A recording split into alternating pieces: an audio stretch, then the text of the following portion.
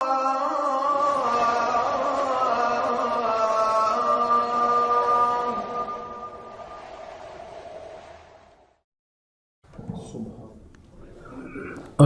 لله وكفى وسلام على عباده الذين اصطفى خصوصا على محمد المصطفى وعلى آله وأصحابه أولي الصدق والصفاء أما بعد فقد قال الله تبارك وتعالى جل جلاله سبحان اللہ في القرآن المجيد والفرقان الحميد أعوذ بالله من الشيطان الرجيم بسم الله الرحمن الرحيم الذين آمنوا واتبعتهم ذريتهم بإيمان ألحقنا بهم ذريتهم وما ألتناهم من عملهم من شيء صدق الله مولانا العظيم وبلغنا رسوله النبي الكريم ونحن على ذلك من الشاهدين والشاكرين والحمد لله رب العالمين الصلاة والسلام عليك يا سيدي يا رسول الله وعلى آلك وأصحابك يا حبيب الله الصلاة والسلام عليك يا سيدي يا رسول الله وعلى آلك وأصحابك يا حبيب الله الصلاة والسلام عليك يا سيدي يا رسول الله وعلى آلك وأصحابك يا حبيب الله معززین کرام، اگرچہ آپ سننے کے لیے تشریف لائے ہیں مگر آپ نے مجھ سے زیادہ بہتر لوگوں سے زندگی میں ہزاروں مرتبہ دینی تعلیمات کو سنا ہوگا اور وہ آپ کے دل دماغ میں اس وقت محفوظ ہوں گے۔ آپ کو بہت اچھی طرح یاد ہے کہ مسلمانوں میں کوئی طبقہ ایسا نہیں تھا جو کہے کہ ثواب نہیں پہنچتا۔ ثواب پہنچنے کا ہر طبقہ قائل تھا۔ ثواب کا سب سے پہلا منکر جو ہے وہ واصل بن عطا گزرا ہے، جو معتزلہ کا بانی ہے۔ سب سے پہلی بدعت ایصال ثواب کا انکار ہے اور سب سے پہلا بدعتی معتزلہ ہے، جنہوں نے سب سے پہلے انکار کیا ہے کہ ثواب نہیں پہنچتا۔ وہ اہل سنت کا کوئی طبقہ نہیں ہے۔ مسلمانوں کے جو مصدقہ طبقات ہیں ان میں سے کوئی بھی طبقہ ایصال ثواب کا منکر نہیں۔ پہلا منکر ایصال ثواب کا معتزلہ ہے، جن کو متفقہ طور پر تمام طبقات اسلامیہ نے گمراہ قرار دیا ہے، اور ایک طبقے نے ان کو کافر بھی قرار دیا ہے۔ بہرحال ان کے کفر میں اگر شک بھی ہو تو گمراہ ہونے میں کوئی شک نہیں۔ میں نے سورہ طور کے ایک آیت پڑھی ہے جس کے اندر اس بات کا ذکر ہے کہ ایک کے عمل کا دوسرے کو فائدہ پہنچ سکتا ہے۔ یہ ثواب کا چیپٹر جو ہے اس کی نیچر کیا ہے؟ کام کوئی میں کروں، فائدہ کسی دوسرے کو پہنچاؤں تو وہ فائدہ پہنچ جائے۔ بیٹا کوئی تلاوت کرے، اللہ اللہ کرے، ذکر الہی کرے اور اس کا فائدہ اس کے باپ کو پہنچ جائے، یا باپ نے کوئی اللہ اللہ کی ہو اس کا فائدہ بیٹے کو پہنچ جائے، یہ قرآن کی نص صریح سے ثابت ہے۔ یہ سورہ طور ہے، اس کے اندر اللہ کریم الذین آمنوا، وہ لوگ جو ایمان لائے، واتبعتہم ذریتہم بایمان، اور ان کی اولادوں نے ایمان میں ان کی پیروی کی ہے، اعمال میں ان کی پیروی نہیں کر سکے، یعنی ان کا عقیدہ وہی ہے جو ان کے باپ دادے کا تھا، مومنین مخلصین کا، مگر وہ تقوی اور پرہیزگاری میں وہ معیار قائم نہیں رکھ سکے، ان کو ایسے عمل کرنے کی توفیق نہیں ہوئی۔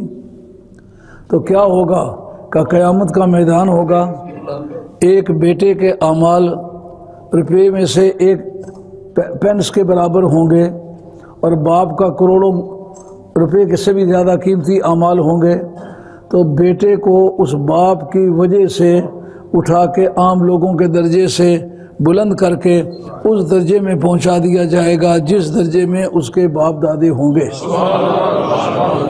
اور یہ قرآن مجید کی آیت ہے، اس کا ترجمہ کوئی دوسرا ہرگز نہیں کر سکتا۔ البتہ اس کی ترکیب نحوی کافی مشکل ہے۔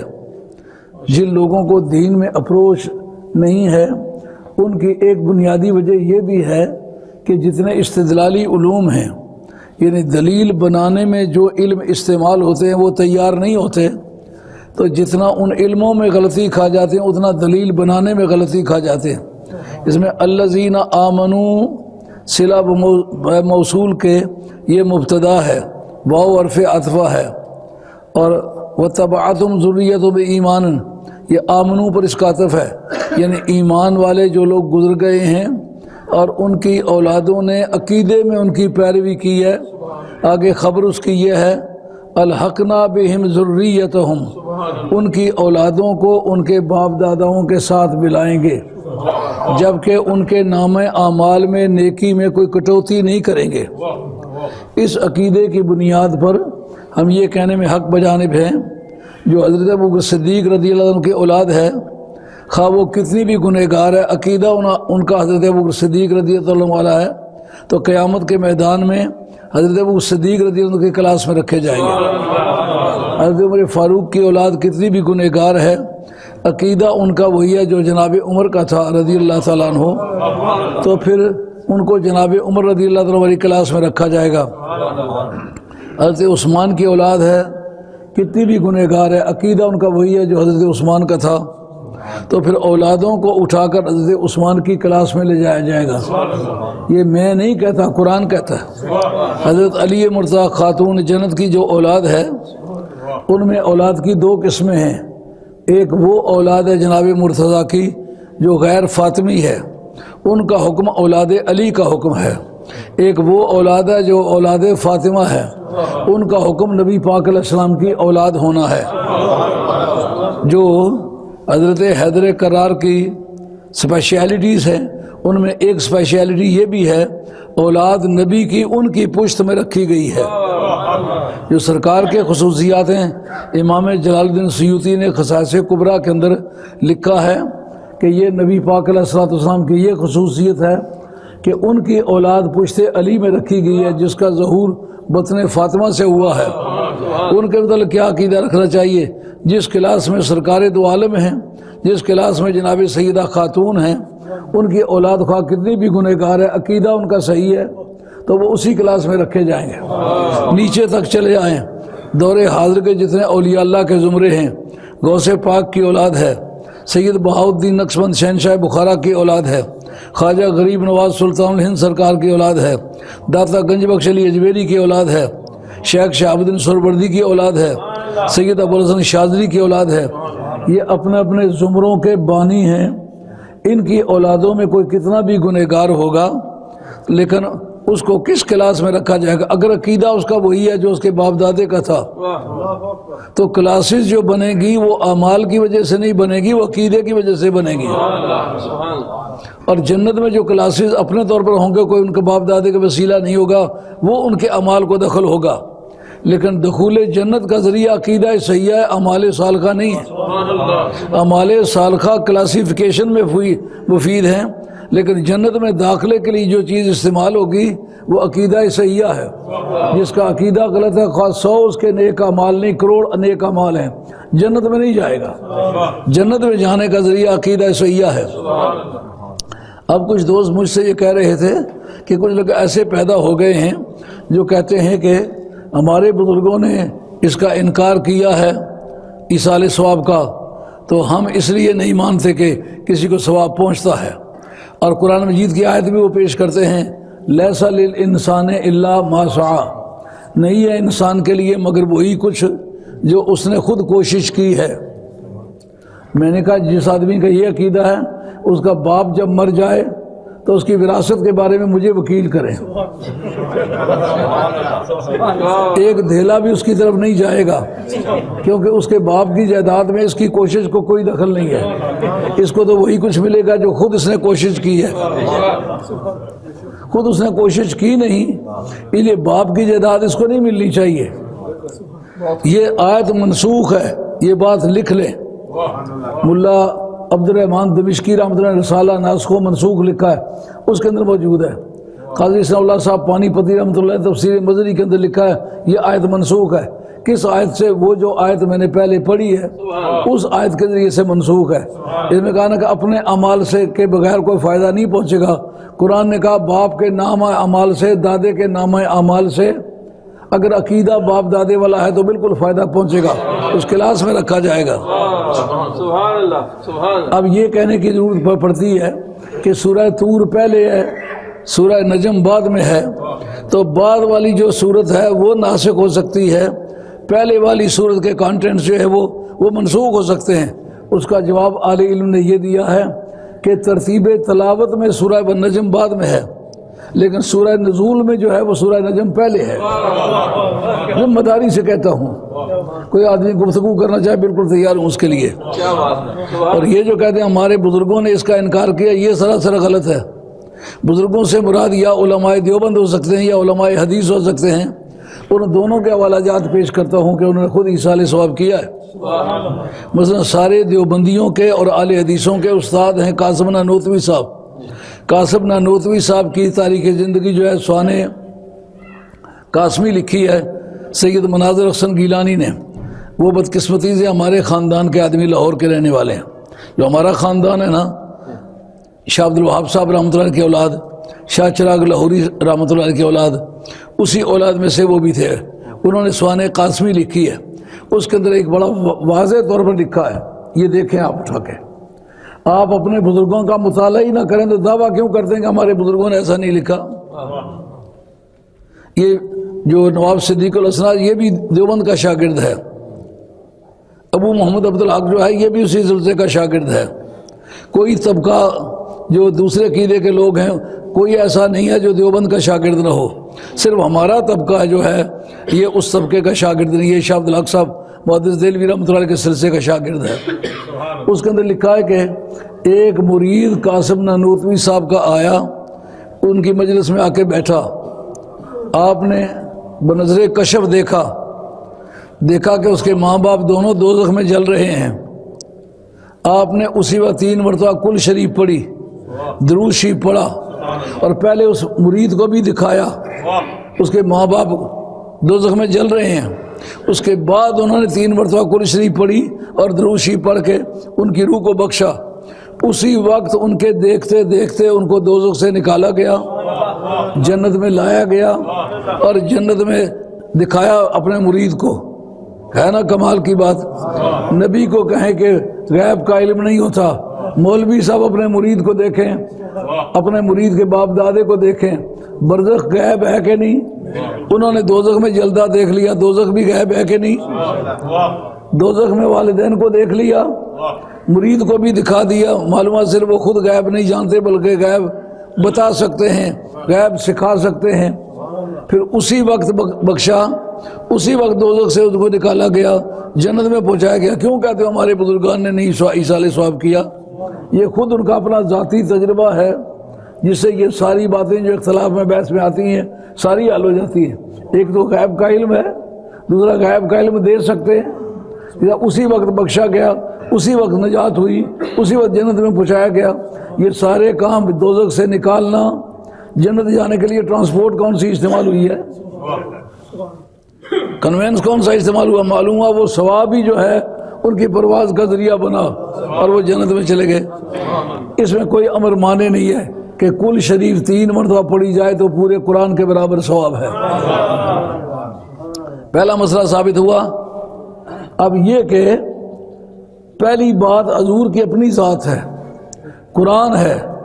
قرآن نے آل مدینہ کی تعریف کی ہے کہ ربنا اغفر لنا ولاخواننا الذین سبقونا بالایمان، کہ آل مدینہ کی تعریف کی ہے۔ وہ کہتے ہیں مولا کریم ہمیں بھی بخش اور ان کو بھی بخش دے جو ہم سے پہلے عقیدہ صحیحہ لے کے دنیا سے چلے۔ ایک مرتبہ مجھ سے ایک ساتھی پوچھنے لگے، آپ ثواب بخشتے وقت کہتے ہیں جو صحیح العقیدہ گزرے ہیں ان کو ثواب پوچھا، آپ سارے مسلمانوں کے لیے کیوں دعا نہیں کرتے؟ میں نے کہا بدعقیدہ کے لیے آل مدینہ نے ثواب ایصال ثواب نہیں کیا، اس لیے بدعقیدہ لوگوں کو میں بھی ایصال ثواب نہیں کرتا۔ वाह ادھر سے تو چلا جاتا ہے، ان کے قبولیت کی صلاحیت نہیں ہے نا، عقیدہ صحیحہ شرط ہے۔ تو جو کام ناجائز ہو قرآن اس کی تعریف نہیں کرتا، قرآن نے آل مدینہ کی تعریف کی ہے۔ معلومات دوسرے کو ثواب پہنچانا اور دوسرے کی مغفرت کا بندوبست کرنا، ایصال ثواب کا یہی مطلب ہے نا کہ اس کے گناہ معاف ہوں، اس کو اللہ بخش دے۔ آل مدینہ نے یہ کام کیا تو رب نے ان کی تعریف کی، اگر یہ کام ناجائز ہوتا رب کبھی تعریف نہ کرتا۔ پھر اس کے بعد ایک بات آپ میں کوئی میری عمر کا آدمی ہے پھر یہ اس کے علم میں ہوگا کہ جب کوئی بھی آدمی مر جاتا ہے تو اس کے وارث تھوڑے سے دانے، تھوڑا سا نمک اور تھوڑے سے چھوارے ساتھ لے جاتے ہیں میت کے۔ کیا خیال ہے وہاں کوئی چھواروں کی منڈی لگتی ہے وہاں بکتے ہیں، اور دانوں کی منڈی لگتی ہے وہاں بکتے ہیں؟ نمک جو ہے وہ کیا اسے آنڈی پکانی ہے وہاں؟ یہ تینوں چیزیں کیوں لے جائی جاتی ہیں؟ اور ہم نے وہ منظر بھی دیکھا ہے جب ہندو اور سکھ ہمارے اوس پڑوس میں رہتے تھے کہ ہمیں پاکستان سے پہلے کسی سکھ یا ہندو یا عیسائی کے جنازے کے ساتھ کبھی کوئی نمک نہیں لے جایا کرتا تھا، کبھی کوئی دانے نہیں لے جایا کرتے تھے، اور کبھی کھجوریں، کچی کھجوریں، چھوارے نہیں لے جایا کرتے تھے۔ اگر کافروں سے سیکھا ہوتا تو کافروں میں یہ بات پائی گئی ہوتی، کافروں سے نہیں سیکھا، معلومہ مومنوں سے سیکھا تھا۔ اور اس کی سند کیا ہے؟ علماء دیوبند میں چوٹی کے آدمی گزرے ہیں، مولانا اعزاز علی صاحب بڑا لائق فائق آدمی ہے، وہ قرآن شیخ الحدیث تھے دیوبند کے، شیخ الفقہ تھے دیوبند کے، شیخ اللغات تھے، شیخ الادب تھے دیوبند کے، بڑا آدمی ہے۔ انہوں نے کنز الدقائق کی شرح لکھی ہے، اس کا نام ہے النمارق۔ النمارق کے اندر یہ بات لکھی ہے کہ حضرت سعد حضور کی بارگاہ میں حاضر ہوئے۔ آپ یہ جانتے ہی ایصال ثواب کی محفل ہے، اس میں کوئی ذوق شوق کی بات کہنا خاصا مشکل کام ہوگا، اس لیے دلائل پر آپ غور کریں، کیونکہ انکار کرنے والوں کو دلائل کی ضرورت ہوتی ہے، شعر کی ضرورت نہیں ہوتی۔ تو آپ کو میں تیار کرتا ہوں کہ آپ کو وہ مسائل اعتقادی طور پر تیار ہوں، آپ کے پاس سندیں موجود ہوں، بات کریں۔ اگر کسی بات میں الجھن پیش آ جائے میرا نام لے لیں، میں حاضر ہوں اس کے لیے۔ آپ کو پتہ ہے جو تک میں نے اپنی آنکھوں سے نہیں دیکھی ہوئی وہ میں کبھی بیان نہیں کیا کرتا، بڑے سے بڑے بزرگ سے سنی ہے تو وہ کبھی بیان نہیں کی، اس لیے کہ کبھی کسی بزرگ کے ذہن سے کوئی بات نکل بھی سکتی ہے، کبھی بھولے سے کسی دوسری کتاب کا نام بھی لے سکتا ہے، اس لیے جو خود دیکھی ہے وہ عرض کرتا ہوں۔ اس کتاب کا نام ہے النمارق، کنز الدقائق کی شرح ہے، اس کے اندر لکھا ہوا موجود ہے کہ حضور کی بارگاہ میں حضرت سعد حاضر ہوئے، عرض کرنے کہ یا رسول اللہ میری اماں فوت ہو گئی ہیں تو میں ان کی کوئی خاص خدمت نہیں کر سکا، اب کیا کام کروں کہ جن سے ان کو فائدہ پہنچے؟ اس سے معلوم ہوا کہ دنیا سے جانے والوں کے بارے میں فائدہ پہنچانے کا عقیدہ صحابہ کا تھا، اور حلالی بیٹے جو ہوتے ہیں ماں باپ کے مرنے کے بعد ان کی قبر کی اور قیامت کی آسائش کے لیے بندوبست کرتے ہیں۔ سرکار نے یہ نہیں فرمایا کہ تیرے عمل کا تو فائدہ ہے، کچھ نہیں پہنچ سکتا، جانے دے، اماں کو چھوڑ دے اپنے حال پر۔ سرکار کا انکار نہ فرمانا یہ دلیل اثبات ہے۔ آپ نے فرمایا تو کوئی صدقہ کر، اس سے کیا پتہ چلا کہ جو مر گئے ہوئے لوگ ہیں، جو دنیا سے چلے گئے ہوئے ہیں، ان کے بعد کچھ صدقہ کرنا ان کو فائدہ پہنچاتا ہے۔ اگر صدقہ فائدہ مند نہ ہوتا تو پھر وہ کبھی سرکار ان کو یہ تجویز نہ دیتے۔ انہوں نے کہا یا رسول اللہ میں تو مدینہ شریف میں بہت غریب آدمی ہوں، میرے پلے تو کچھ نہیں ہے۔ اس سے سرکار نے ایک جملہ فرمایا، جس جملے کو اس وقت کی سویلائزیشن میں، اس وقت کی سورس آف انکم میں دخل ہے۔ وہ کیا؟ آپ نے تیرے گھر میں نمک بھی نہیں ہے؟ ان کا وہ تو ہے۔ ان کا تیرے گھر میں جو بھی نہیں ہے؟ ان کا وہ تو ہے۔ فرمایا تیرے گھر میں کچی کھجوریں بھی نہیں ہیں؟ ان کا وہ تو ہے۔ یہ تین نام کیوں لیے؟ اس وقت کا سورسز آف انکم جو تھا، غریب لوگ جن کے پاس، چونکہ ایگریکلچرل کنٹری تھی، زرعی علاقہ تھا، زرعی علاقے میں جو زمین کی پیداوار ہے وہی ذریعہ آمدنی تھا، اور کوئی فیکٹری یا کارخانے یا اور کوئی صنعت و حرفت نہیں تھی۔ اس لیے تین یہ سوال اس لیے کیے کہ جس وقت زمیندار اپنے کھیتوں سے جو کاٹ لیتے ہیں، اب آپ لوگ تو انگلینڈ میں رہتے ہیں، پتہ نہیں یہ بات آپ کے ذہن میں ہوگی بھی یا نہیں، یا ہوگی تو آپ ذکر کرنا پسند نہیں کرتے، لیکن میں دیہات کا رہنے والا ہوں، میرے گاؤں کا نام ہے سندھ سیدہ۔ جتنے بھی جھوٹے سید سے آئے ہوئے پچھلے گرائے نہ نہیں کرنے انہیں، ان کو پتا ہے کہ اگر پیچھے کوئی جا کے پوچھے تو کیا نکلوں گا۔ میرے گاؤں کا نام ہے سندھ سیدہ۔ میں جس باپ کی اولاد میں سے، ہم 13 گاؤں ہیں، ایک باپ کی اولاد میں سے سارے ہی پیر ہیں، تو دیہاتی ماحول کو بہت اچھی طرح جانتا ہوں، اور خود بھی ایک زمیندار سید ہوں۔ جس وقت لوگ فصل کاٹتے ہیں، گندم کے خوشے خشک ہو کر کے گر جاتے ہیں، غریب لوگوں کے بچے جا کے گندم کے خوشے چن کے لے آتے ہیں، تو مدینہ شریف میں گندم نہیں کاشت کی جاتی، وہاں جو کاشت کیے جاتے ہیں، وہاں زمین کی ساخت ایسی ہے، تو جو جلدی خشک ہو جاتے ہیں، ان کے خوشے، ان کی بالیاں، جن کو سٹے کہتے ہیں، سٹے اردو میں استعمال ہوتا ہے، خوشے کہہ سکتے ہو، بالیاں کہہ سکتے ہو، سٹے کہہ سکتے ہو، وہ زیادہ خشک ہونے کی وجہ سے زیادہ مقدار میں ٹوٹتے ہیں۔ غریبوں کے بچے فصل کاٹنے کے بعد جا کے کھیتوں میں سے خوشے چن کے لے آتے، وہ آ کے کوٹ کاٹ کے نا تو غلہ بنا لیتے۔ اسی طریقے سے جب آندھیاں چلتی ہیں تو کھجوریں گرتی ہیں، وہ کھجوریں جسے کچے بیر نہیں ہمارے ملک میں بیریوں سے آندھی کے وقت گرتے ہیں، ادھر کوئی بھی جا کے چن لے تو گھر والے منع نہیں کرتے۔ اسی طرح وہ کچھ کھجوریں گری ہوئی جب غریبوں کے بچے لا کے چن کے گھر کے لے آتے ہیں، کوئی ان کو منع نہیں کرتا، پھر بعد میں ان کو خشک جا کرتے تو پھر میٹھے بھی ہو جاتے ہیں۔ یہ چھوارے وہ کچی کھجوریں ہیں، تو یہ مفت کی آمدنی تھی۔ آپ نہ تیرے پاس نمک بھی نہیں ہے، نمک اس وقت کی بھی اور آج کی بھی سب سے سستی جنس ہے، کہا یہ بھی تیرے گھر میں نہیں ہے، کسی گھر میں کوئی کھانا نہیں پکتا اس میں نمک استعمال نہ ہو، کہا یہ تینوں چیزیں ہیں۔ فرمایا لے آ، پھر وہ لے آئے۔ ان نمارک کے اندر مولانا اعزاز علی صاحب نے لکھا کہ میرے سامنے حضور کے سامنے وہ رکھی گئی تینوں چیزیں، سرکار نے ہاتھ اٹھا کر کے ان کے لیے دعا مانگی۔ ہاتھ اٹھا کے دعا مانگنا یہ ثابت ہے کہ اس چیز کا ایصال ثواب کیا ہے، اور کہا یہ تیری ماں کو فائدہ پہنچے گا۔ اور ایک ہماری شرح عقائد کے متن کے اندر یہ حدیث موجود ہے، ابو داؤد شریف کے اندر یہ حدیث موجود ہے کہ سرکار نے فرمایا کہ تو کوئی صدقہ کر۔ کہا کیا صدقہ کروں؟ آپ نہ تو کوئی کنواں کھود دے، اور کنواں کھود کے حضل بیر ام سعد، یہ ام سعد کا، سعد کی ماں کا کنواں ہے۔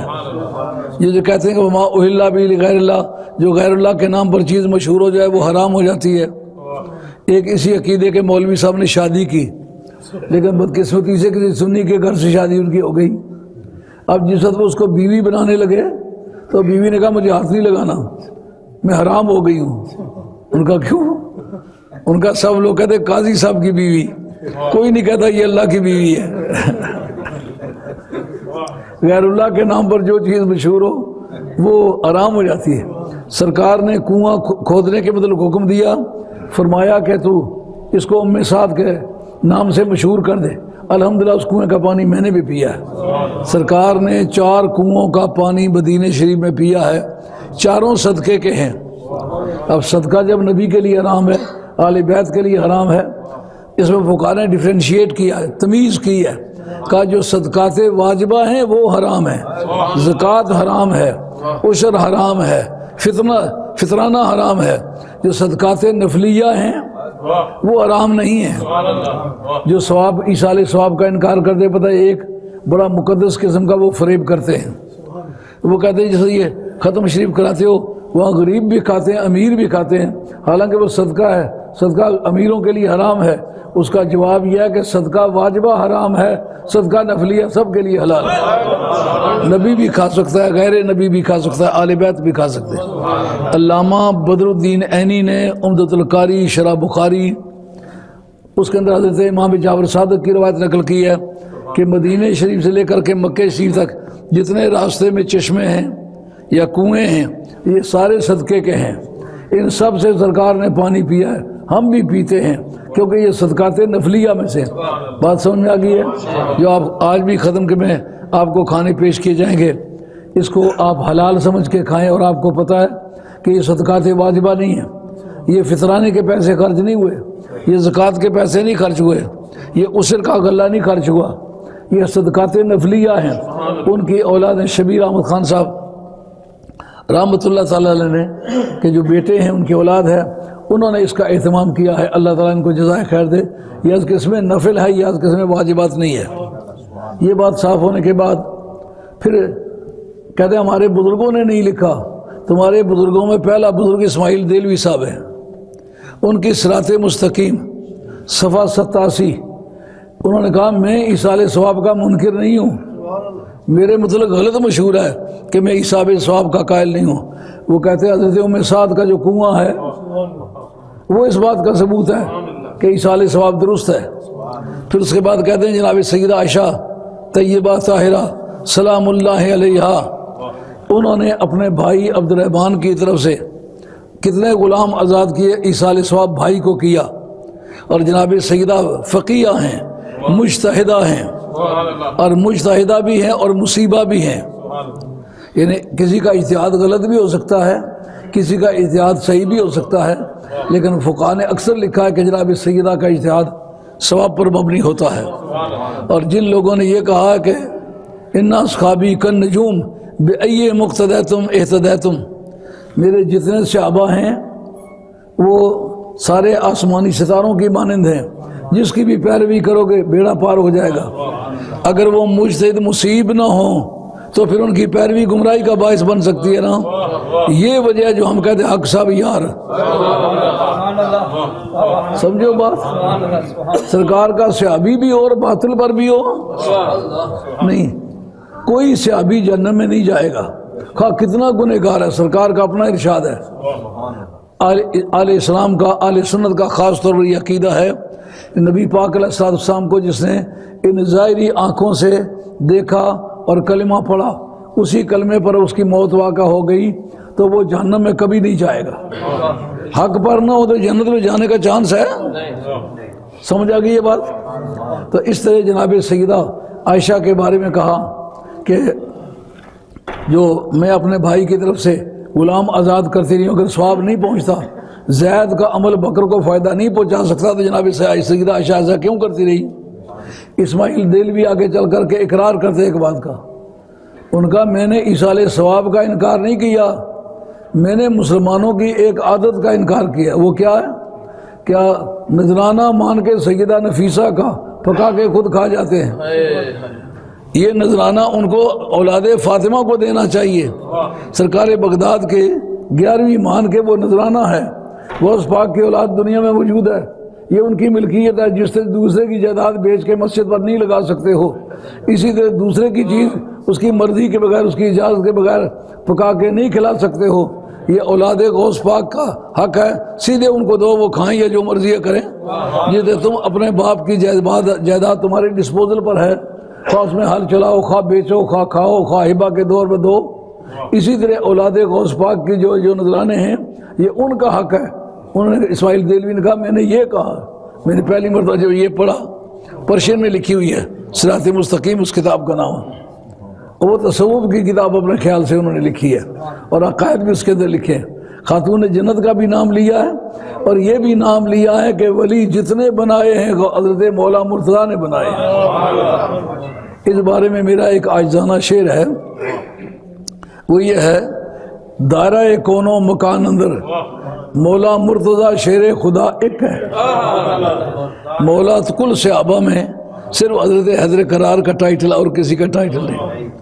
دائرہ کون و مکان اندر مولا مرتضیٰ شیر خدا ایک ہے، ایکو باب مدینہ العلم دا ہے، لا سیف تے لا فتح ایک ہے، یہ طلبی ہے، لا سیف الا ذوالفقار لا فتح الا علی، کہ ذوالفقار کے بغیر کوئی تلوار نہیں ہے دنیا میں، علی کے بغیر کوئی دنیا میں مرد نہیں ہے، لا سیف تے لا فتح ایک ہے، ولی ساز ہے امتاں ساریاں دا۔ حضرت امام ربانی مجدد الثانی کہتے ہیں میری اپنی رائے یہ ہے کہ پہلی امتوں میں بھی حضرت علی مرتضیٰ اپنے وطن مادری میں تشریف لانے سے پہلے بھی ولایت بانٹتے رہے ہیں۔ اس طرح کا معجزہ کس کا ہے؟ کہ جس طرح سرکار اپنی والدہ ماجدہ کے وطن میں آنے سے پہلے نبیوں میں نبوت بانٹتے رہے، علی مرتضیٰ اپنی والدہ ماجدہ کے وطن عطر میں تشریف لانے سے پہلے ولایتیں بانٹتے رہے، ولی ساز ہے امتاں ساریاں دا۔ ہے نا. ولی ساز ہے امتاں ساریاں دا، نبی پاک دا موجز نما ایک ہے. سید کسے میدان وچ آریا نہیں، دو جہان بھی صاحب لوا ایک ہے. صاحب لوا کہتے جھنڈے والا. جس وقت حضرت حیدر کرار نے خیبر کا میدان مارا، علامہ بدر الدین عینی جن کا سن وفات 854 ہے، عمدۃ القاری شرح بخاری 25 جلدوں کی شرح ہے. میں نے 110 جلد دیکھے ہیں بخاری پر.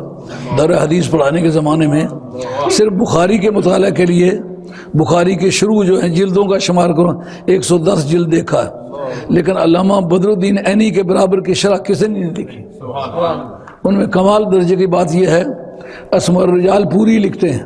ہر حدیث کے اول میں جتنے راوی ہیں ان پر جو گفتگو کرنے کی ضرورت ہے سب پر کی ہے. مگر یہ بات آپ نے یاد رکھنی ہے، جو میں کہتا ہوں حق صاحب یار، اس میں ایک دلیل میری یہ بھی ہے، صحابی پر روایت پہنچ جائے اور پر آپ جرا کر سکتے ہیں یہ جھوٹا تھا، اس کا حافظہ خراب تھا، یہ نیک چلن نہیں تھا، اپنی حدیث پر عمل نہیں کرتا تھا، اس آدمی کا دین نہیں ٹھیک تھا، عقیدہ نہیں ٹھیک تھا. صحابی پر پہنچ جائے تو پھر آپ کوئی جرا نہیں کر سکتے. ہاں، اس پر اجماع محدثین ہے، کہتے ہیں صحابی پر جرا نہیں ہو سکتی، اور صحابی بھی ہو اور مجروح بھی ہو.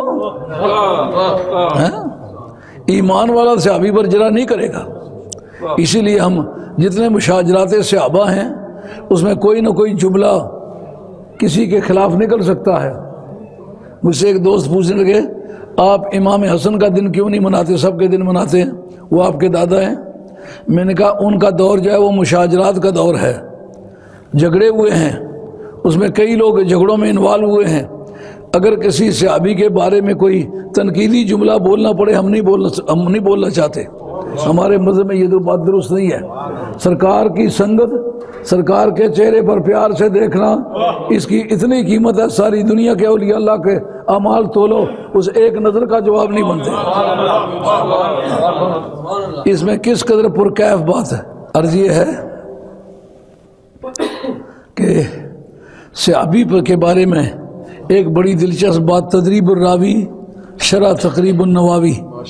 امام نووی کو ہی امام نووی کہتے ہیں. مسلم کا پہلا شارح بھی وہی ہے. 9 جلدوں میں مسلم شریف کی شرح لکھی ہے، اور بڑی تھوڑی عمر میں آپ کا وصال ہوا ہے. آپ 631 میں پیدا ہوئے ہیں، 675 میں ان کا وصال ہوا ہے. انہوں نے لکھی ہے نووی تہذیب اس کا نام رکھا ہے. انہوں نے حضرت امام جلال الدین سیوطی جن کا سن وفات 911 ہے، انہوں نے اس کی شرح لکھی ہے تدریب الراوی. تدریب کہتے ہیں ٹرینڈ کرنے کو. انہوں نے علم حدیث کے اندر کہ روایت کے کل اصول کتنے ہیں، 8 طریقے حدیث کے لینے کے، 8 طریقے حدیث کے پہنچانے کے. لینے کو کہتے ہیں تحمل حدیث، اور آگے روایت کرو کہتے ہیں ادائی حدیث. تحمل کے بھی 8 طریقے ہیں، ادا کے بھی 8 طریقے ہیں. اس کے اندر ایک بحث چھڑی ہے کہ صحابی شہید بھی ہیں، لیکن کہا جاتا ہے حضرت عمر فاروق شہید، حضرت عثمان غنی شہید، حضرت حیدر کرار شہید. شہیدوں کے ساتھ لفظ شہید استعمال ہوتا ہے، لیکن صحابہ کے لیے شہید کیوں نہیں استعمال ہوتا؟ وہ حافظ بھی ہیں، جو بھی حافظ ہو اس کے ساتھ استعمال ہوتا ہے. حافظ فلاں، جو قاری ہو اس کے ساتھ بھی استعمال ہوتا ہے. صحابی بھی ہیں، حافظ بھی ہیں، قاری بھی ہیں، مجاہد بھی ہیں، غازی بھی ہیں، شہید بھی ہیں. ان میں سے کوئی ٹائٹل کیوں نہیں استعمال ہوتا؟ صحابی کیوں استعمال ہوتا ہے؟ صحابی کہتا ہے یار غازی بعد میں بھی پیدا ہوتے رہیں گے، شہید بعد میں بھی آتے رہیں گے، قراء بعد میں بھی آتے رہیں گے، لیکن چہرہ مصطفیٰ کو دیکھنے کا جو لطف آیا ہے یہ بات کو کسی کو نہیں آئے گا.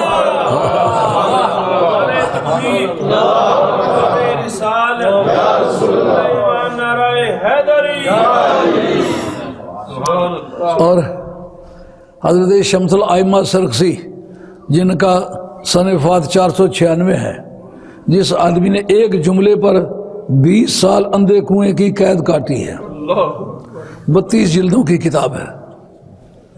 ایک جملہ بولنا تھا جو اہل بیت کے خلاف جاتا تھا، ان کا میں نہیں بول سکتا، ان کا نہیں بول سکتے تو 20 سال اندھے کنویں کی قید میں ڈالیں گے، ان کا یہ منظور ہے، لیکن آل رسول کا دل نہیں دکھا سکتا۔ اتنی بات کرو مجھے اندھے کنویں میں بے شک بند کر دو، میرے شاگردوں کو اجازت دے دو آ کے کنویں کے دھانے پر، کنویں کی مینڈ پر آ کر کے بیٹھ جائیں، میں نیچے سے بولوں وہ اوپر سے لکھتے جائیں۔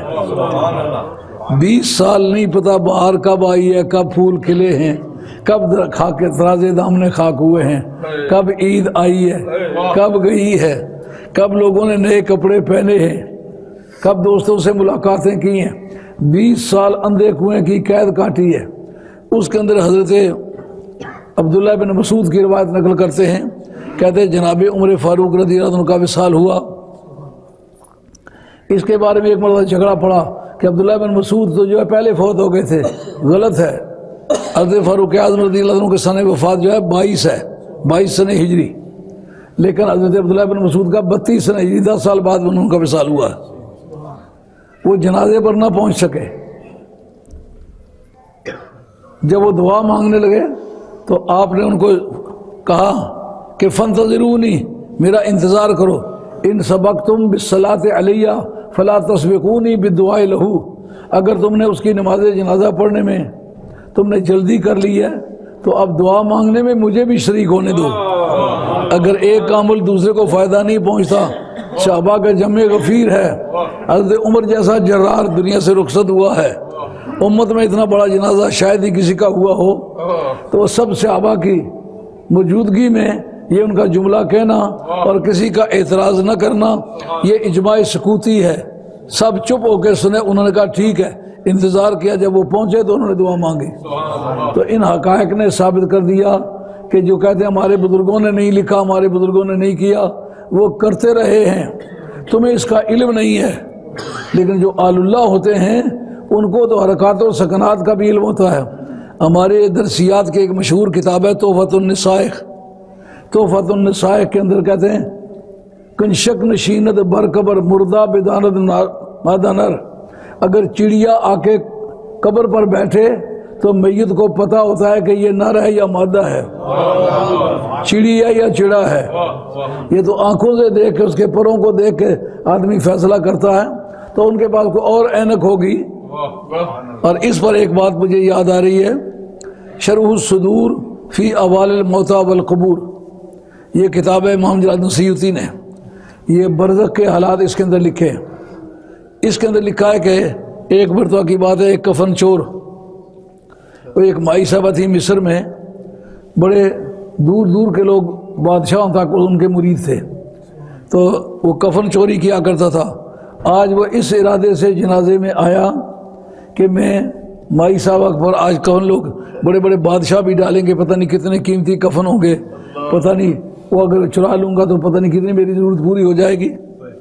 آیا، آ کر کے ایک صف میں کھڑا ہو گیا، اور جب مائی صاحبہ کا جنازہ اٹھایا گیا ساتھ ساتھ چل دیا، اور چلتے چلتے جس جگہ مائی صاحبہ کا مزار تھا اس جگہ کچھ اس نے نشانیاں رکھ دی کہ اگر رات کو آؤں تو اس کو لوکیٹ کرنے میں مجھے دقت نہ ہو۔ جب آیا اس نے ایک طرف سے قبر اکھاڑ کے بیچ میں جو کفن کو ہاتھ رکھا، مائی صاحبہ اٹھ بیٹھے، بیٹھ کے دونوں بازوؤں سے پکڑ لیا۔ کیسی اللہ تعالیٰ کی عظیم بندی ہوئی ہیں کہ مرنے کے بعد بندے کو پکڑ لیا۔ ان کا میں حیران ہوں کہ ایک جنتی کا کفن چرا رہا ہے، ایک جنتی ہے اور جنتی کا کفن چرا رہا ہے۔ وہ آدمی بڑا فیملیئر تھا کیونکہ مردوں کے ساتھ اس کو اکثر واسطہ پڑا تھا۔ وہ کہنے لگا آپ تو جنتی ہو سکتے ہیں، اس لیے کہ آپ اللہ اللہ کرنے والی ہیں، آپ جنتی ہوں تو اس کو ذہن قبول کرتا ہے، لیکن میں نے تو ساری زندگی کفن چرائے، میری جنتی ہونے کا کیا چانس ہے؟ انہوں نے کہا میں نے اپنی زندگی میں ایک دعا مانگی تھی، اللہ نے وہ قبول کر لی تھی۔ وہ کیا؟ مولا کریم جو میرے جنازے میں شمولیت کرے اس کو دوزخ میں نہ لے جائیو۔ لجپالوں کی عادت ہے، جو صرف میرے جنازے میں شریک ہوگا مولا کریم اگر اس کو تو دوزخ میں لے جائے گا میری غیرت زخمی ہوگی۔ یہ لجپالی ہے نا۔ آشنائی نہیں ہے، صرف جنازے کی دعا میں شریک ہوا ہے۔ میری لیے مغفرت کی دعا اس نے مانگی ہے، جو میرے لیے مغفرت مانگے مولا کریم اس کو دوزخ میں نہ لے جائے، اللہ نے وہ قبول کر لی۔ ان کا آپ کو کس طرح پتا ہے کہ میں جنازے میں شامل ہوا ہوں؟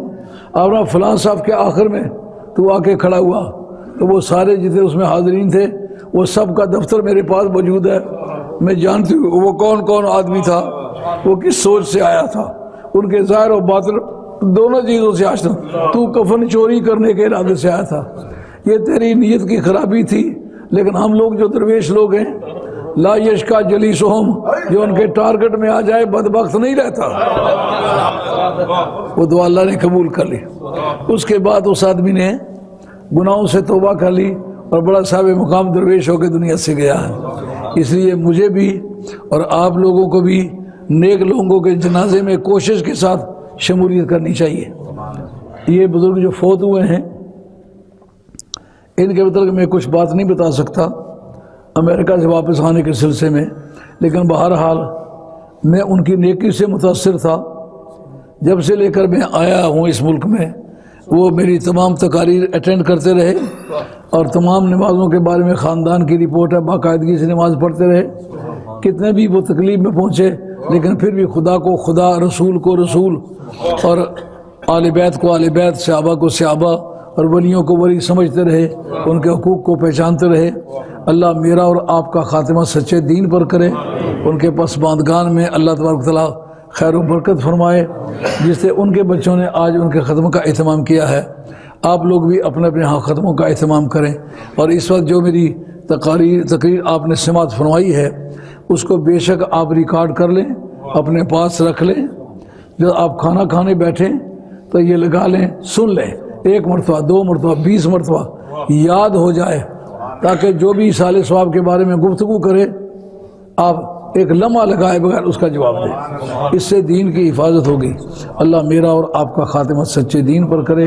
وما علینا الا البلاغ المبین، وآخر دعوانا ان الحمد للہ رب العالمین، الصلاۃ والسلام علی رسول الکریم، الحمد للہ رب العالمین، برحمتک یا ارحم الراحمین۔ شکریہ مولانا۔